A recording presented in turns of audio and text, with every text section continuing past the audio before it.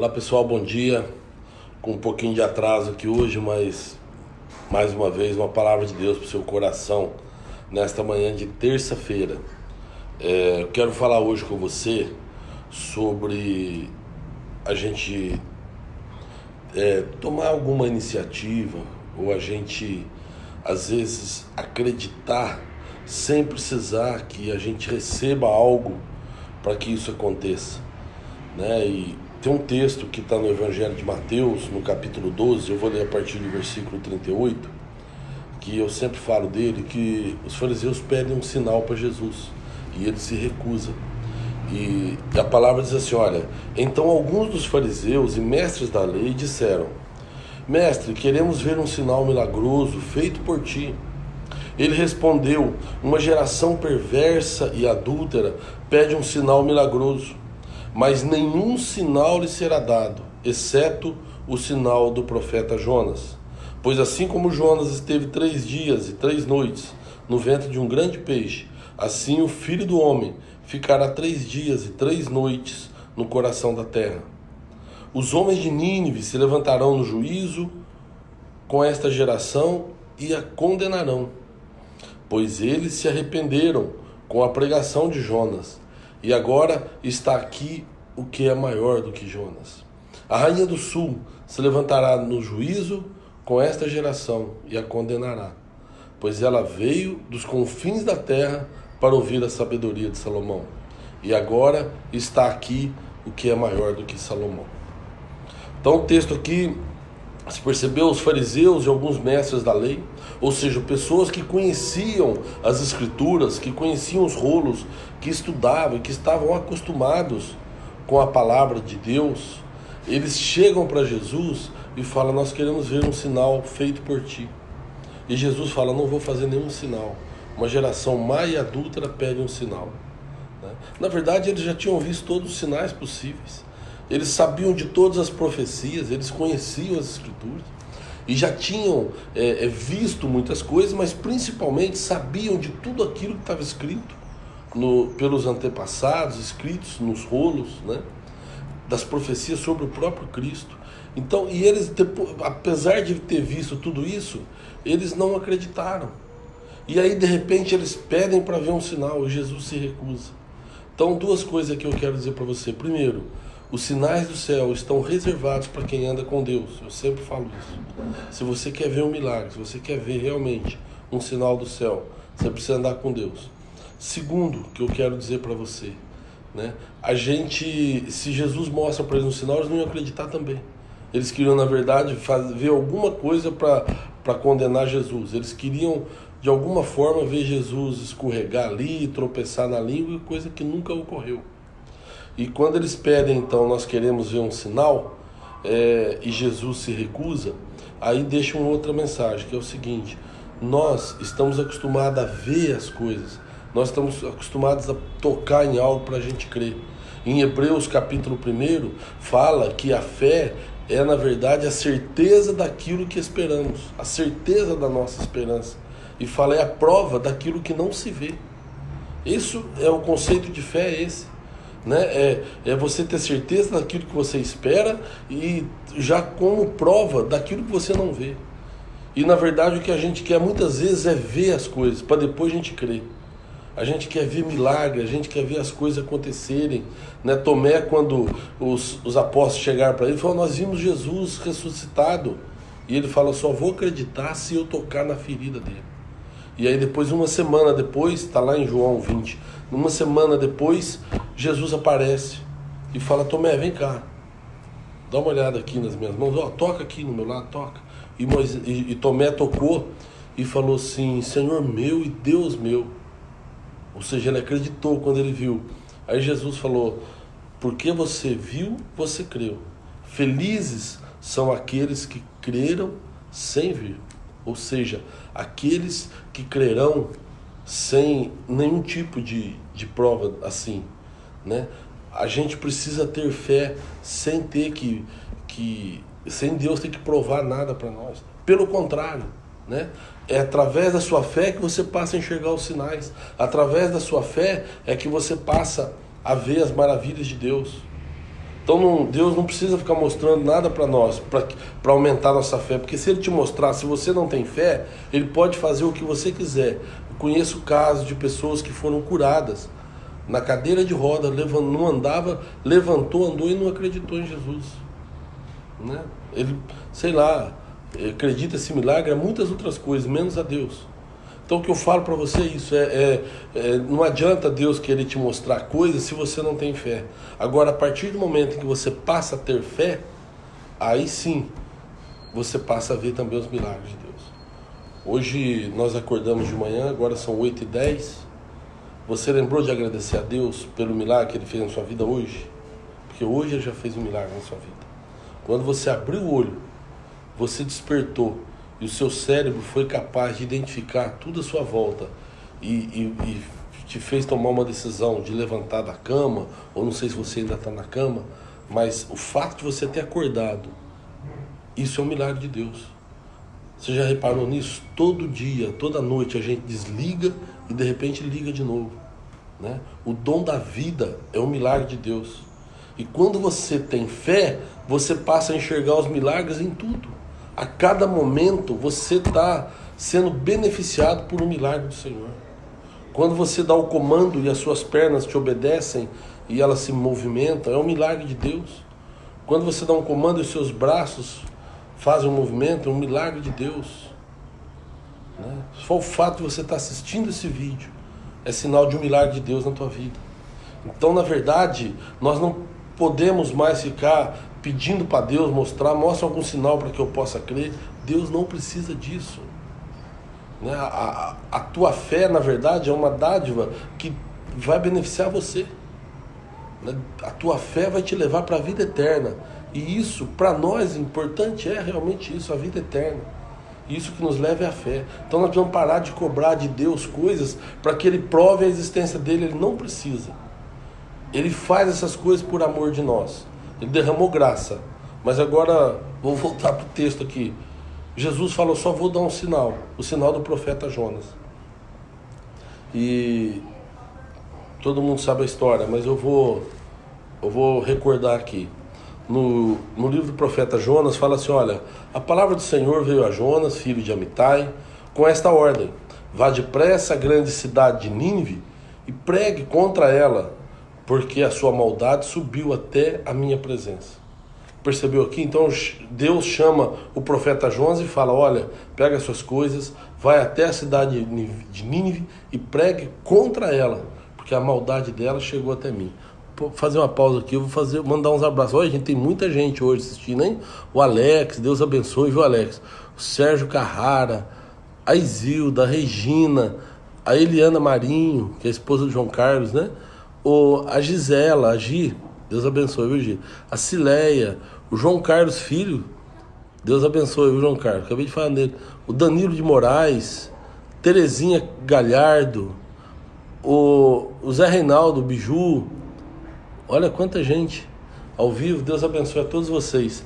Mas então, Deus manda Jonas ir para Nínive, para pregar contra a cidade de Nínive. Por quê? Porque a cidade estava inteira pervertida. E aí Deus pede então para Jonas ir lá. O que Jonas faz? Mas Jonas fugiu da presença do Senhor, dirigindo-se para Tarsis. Desceu à cidade de Jope, onde encontrou um navio que se destinava àquele porto. Depois de pagar a passagem, embarcou para Tarsis, para fugir do Senhor. Jonas, então, chegou lá na cidade de Jope, no porto, e pegou o navio e foi para Tarsis. Comprou a passagem, comentou com o pessoal, olha, eu estou fugindo do meu Deus, tal, e foi para Tarsis. Ao invés de ir para Nínive, capital da Síria, onde Deus tinha mandado ele ir. E aí no capítulo 4 fala assim, ó, no versículo 4 fala assim, ó, o Senhor, porém, fez soprar um forte vento sobre o mar, e caiu uma tempestade tão violenta que o barco ameaçava arrebentar-se. Todos os marinheiros ficaram com medo, e cada um clamava ao seu próprio Deus. E atiraram as cargas para o mar, para tornar o navio mais leve. Enquanto isso, Jonas, que tinha descido ao porão, se deitara, dormia profundamente. O capitão dirigiu-se a ele e disse, como você pode ficar aí dormindo? levanta-se e clame ao seu Deus. Talvez ele tenha piedade de nós e não morramos. Então aqui você percebe que Deus manda uma tempestade, o navio está quase afundando, está quase se arrebentando, e Jonas tinha descido e estava dormindo no porão. E vai alguém lá e chama Jonas. Né? Fala, vamos subir, vamos lá, clama para o seu Deus. Aqui faz a gente imaginar o seguinte: naquele navio tinha pessoas de todas as crenças, pessoas que serviam a vários deuses. E eles estavam perdidos sem saber o que aconteceu. Mas um deles lembrou que Jonas tinha contado a história para ele, que ele estava fugindo do Deus verdadeiro, do Deus dos céus. Né? A gente vai ver isso aqui. E aí então Jonas sobe e os marinheiros combinaram entre si: vamos lançar sorte para descobrir quem é o responsável por essa desgraça que se abateu entre nós. E lançaram sortes, e a sorte caiu sobre Jonas. Tem gente que filma, sorte? Como assim lançar sorte? É o que a gente está acostumado mesmo. Às vezes pegaram um palitinho maior, tem aquele negócio que gira uma roda e na direção de quem para, a pessoa escolhida. Fizeram uma brincadeira lá e caiu sobre Jonas. E aí então eles falam para Jonas: diga-nos quem é o responsável por essa calamidade, qual é a sua profissão, de onde você vem, qual é a sua terra, a que povo você pertence. Ou seja, olha, nós vamos dar a oportunidade aqui, você se apresenta, fala para todo mundo aí quem você é e fala o que você acha que está acontecendo com a gente. Né? Eu acho que eles iam fazer isso com todos. Né? E aí então Jonas respondeu: eu sou hebreu, adorador do Senhor, o Deus dos céus, o que fez o mar e a terra. E então os homens ficaram apavorados e perguntaram: o que foi que você fez? Pois sabiam que Jonas estava fugindo do Senhor, porque ele já lhes tinha contado. Lembra que eu falei? Visto que o mar estava cada vez mais agitado, eles lhe perguntaram: o que devemos fazer com você para que o mar se acalme? Respondeu ele: pegue-me e jogue-me ao mar, e ele se acalmará. Pois eu sei que é por minha causa que esta violenta tempestade caiu sobre vocês. Ao invés disso, os homens se esforçaram ao máximo para remar de volta à terra, mas não conseguiram, porque o mar tinha ficado ainda mais violento. Eles clamaram ao Senhor: Senhor, nós suplicamos, não nos deixe morrer por tirarmos a vida deste homem. Não caia sobre nós a culpa de matar o inocente, porque tu, ó Senhor, fizeste o que desejavas. E em seguida pegaram Jonas e o lançaram no mar enfurecido, e este se aquietou. Tomados de grande temor ao Senhor, os homens lhe ofereceram sacrifício e se comprometeram por meio de votos. E o Senhor fez com que um grande peixe engolisse Jonas, e ele ficou dentro do peixe 3 dias e 3 noites. É aquilo que Jesus falou, né? É interessante aqui, porque a gente vê Jonas assumindo a culpa, né? Quando pergunto para ele, ele fala: olha, tudo isso está acontecendo por minha causa. Eu desobedeci ao Senhor, conforme eu já tinha contado para vocês. Eu estou andando em desobediência a Ele. E às vezes o que acontece é isso. Às vezes a gente está passando no meio de uma tempestade, às vezes a nossa vida não está legal, às vezes a gente está com problema no casamento, problema de saúde, problema por todos os lados. E a gente quer uma resposta de Deus, ou quer culpar a Deus de algo que talvez seja a gente mesmo que provocou. Né? Talvez a gente cometeu uma desobediência. E quando a gente está em desobediência a Deus, as tempestades vêm. E aí é preciso reconhecer. Jonas reconheceu o erro dele aqui. E às vezes a gente se coloca, e eu falo sempre isso, que tem tempestade que as pessoas te empurram para dentro dela, mas tem tempestade que você é que provoca. Né? Às vezes o médico fala para você: não pode comer açúcar, e você vai lá e come açúcar. Você tem que evitar fritura, você vai lá e come fritura. E aí depois, quando vê que não dá mais para voltar atrás, e aí você começa a culpar Deus, começa a falar: Senhor, por que o Senhor fez isso comigo? Né? Isso aí desde criança, quantas coisas, né? O pai fala pro filho: desce daí senão você cai, o filho cai. Né? Depois começa a chorar e reclamar da vida. Né? E assim é. Mas o que acontece? Quando a gente está em desobediência, a gente entra nas tempestades. Né? E o que Jonas fez aqui? Ele reconheceu o erro. E é difícil para nós, cristãos principalmente, reconhecer o nosso erro. né? É difícil você entender as coisas. A gente sempre quer culpar alguém, sempre quer culpar o pastor, ou quer culpar um colega, ou a pessoa que está sentada do lado, ou quer culpar alguém do mundo secular, né? Sempre a gente quer achar uma desculpa para os nossos erros. A gente está acostumado com isso. Você vê gente querendo achar justificativa na Bíblia para os seus próprios erros. Acontece muito, principalmente entre pastores. Comete um erro aí, quer achar que na Bíblia, deixa eu ver se eu acho um texto aqui que pelo menos justifique o meu erro. Não, a Bíblia está escrita há muitos anos, meus amados, e o que está aqui, está aqui. Tá? Não adianta você querer pegar um textinho aqui fora do contexto para achar desculpa para os seus erros. Né? Mas então Jonas reconheceu o próprio erro.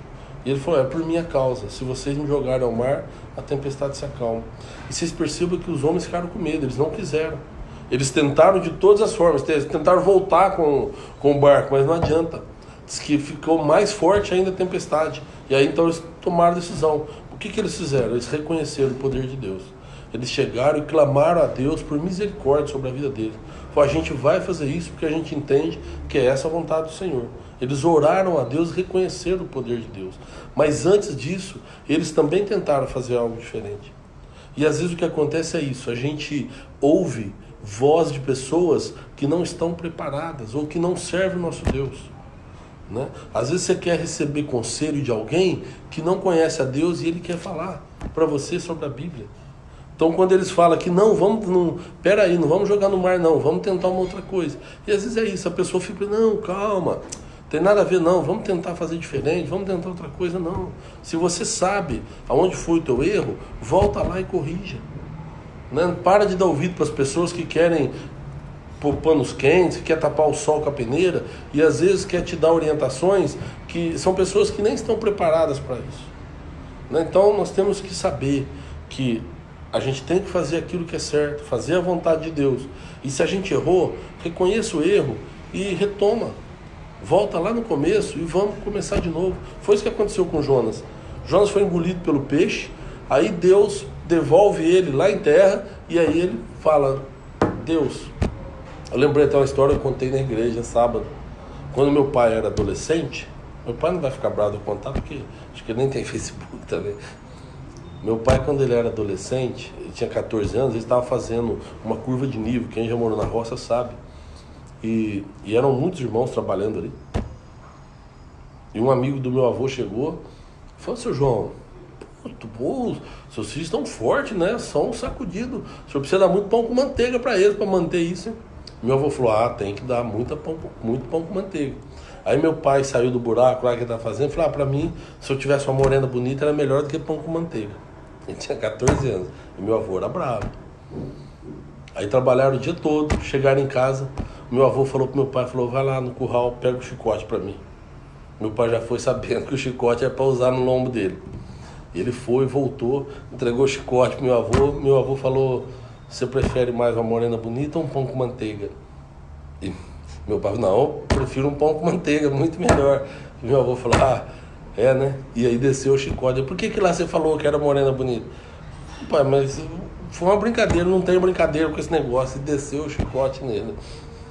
E eu lembrei dessa história porque quando Jonas volta para a terra, Deus chama Jonas e fala a mesma coisa que ele falou no capítulo 1, Jonas, preciso que você vá para Nínive e pregue contra ela. E Jonas falou, tô indo. Ou seja, mudou de ideia completamente, né? E aí ele foi então para Nínive, lá ele prega e toda a cidade de Nínive se converte. E aí eu queria falar de atitude, porque o rei de Nínive, quando ele ouviu Jonas falar, ele se arrependeu. E aí ele colocou pano de saco e se humilhou na presença de Deus, sem precisar fazer nada, só com a palavra de Jonas. E os fariseus agora vêm pedir para Jesus um sinal do céu. Então quando você crê, você tem atitude. Quando a gente tem fé e acredita, a nossa atitude demonstra isso. O próprio povo de Nínive, que Deus falou, vai, pregue contra ela, porque a perversão dela, né, a maldade dela chegou até mim. E só de ouvir falar na palavra de Deus, eles se converteram, a cidade toda. Né? A palavra do Senhor veio a Jonas pela segunda vez com esta ordem: vá à grande cidade de Nínive e pregue contra ela a mensagem que eu te enviei. Então, na verdade, toda a cidade de Nínive se converteu com a palavra de Jonas. Isso que nós precisamos entender, que Deus não precisa operar milagres para que a gente veja que Ele é um Deus poderoso. O que nós precisamos é ter fé e acreditar. Agora, fazer só uma comparação aqui. Jonas reconheceu que ele era errado. Agora, você já pensou se todo mundo no barco fosse errado e só ele fosse certo? Como é que seria? Ele teria que jogar todo mundo fora do barco? Porque poderia ter acontecido isso. Ele: não, gente, eu não sei de nada, eu estou aqui, mas eu estou certinho. E vocês todos estão errados. E aí, como é que ia ser? E a tempestade? Como é que ia fazer para a tempestade passar? Né? Já pensou? Aí Jonas, será que Jonas faria assim: olha, eu sei que todo mundo está errado, mas daqui, ó, eu vou pegar o erro de vocês todos e me joga no mar que a tempestade passa. Já pensou se fosse essa a história? Pois eu vou dizer para você, não Jonas, mas um homem chamado Jesus. Ele entrou num barco chamado Terra, e numa tempestade, nesse barco chamado Terra, tinha um monte de gente ali desobediente e fazendo tudo que era errado. E só ele fazia o que era certo. E para acertar tudo, para alinhar esse barco Terra no reino dos céus, só tinha uma possibilidade: jogar todos os pecadores fora. E Jesus então falou: daqui todos os seus pecados, joga tudo em cima de mim, os erros, e me joga para fora. Foi isso que ele fez. Ele tomou todos os nossos erros, todos os nossos pecados, para alinhar o nosso espírito com o reino dos céus. E ele falou: me joga fora do barco e deixa que eu levo a culpa por todos vocês. Foi isso que Jesus fez. E é essa mensagem que eu quero deixar no seu coração. Esse Jesus que foi desafiado pelos fariseus, que queriam ver um sinal do céu, ele falou: eu vou dar um sinal para vocês. Eu vou dar o sinal do profeta Jonas. E aí ele fala assim, que ficou 3 dias e 3 noites na barriga do peixe. A própria Bíblia fala que ele ficou 3 dias e 3 noites lá no seio da terra, no coração da terra. Mas Jesus também queria mostrar isso. Falou: assim como Jonas assumiu a culpa, eu também vou assumir a culpa. A diferença é que Jonas estava errado e Jesus não estava errado.